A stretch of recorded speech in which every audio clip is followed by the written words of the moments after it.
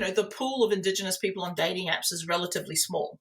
Like we only make up, 3% of the population. So on these dating sites, our numbers are small.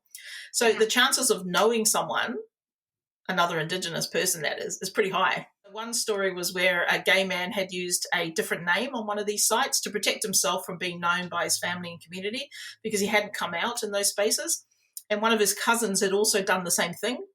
And when it was time to meet in person, there was this awkward situation of hi, cuz.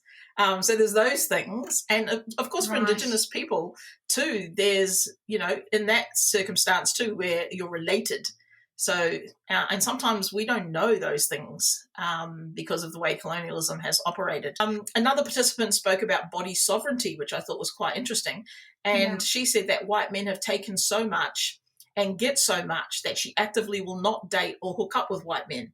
And so this wasn't based on, I prefer black men. It was based on the fact that she feels white men as colonists have taken too much.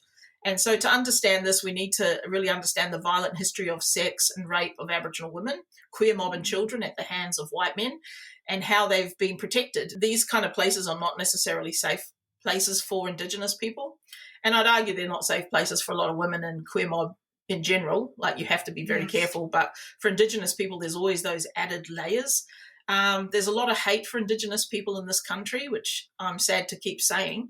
We only need to see the lack of outrage, in regard to the unlawful killing of our people in custody and on the streets to know that we're not safe. I went to one of those big platforms and they were wanting to know what they could do to make life better for Indigenous people on their platforms. And I asked them how many Indigenous people that they had working there. And you could have heard the chip, chip of the crickets. Nobody, but they did tell me that they'd hired an Aboriginal artist to do a mural in the hallway.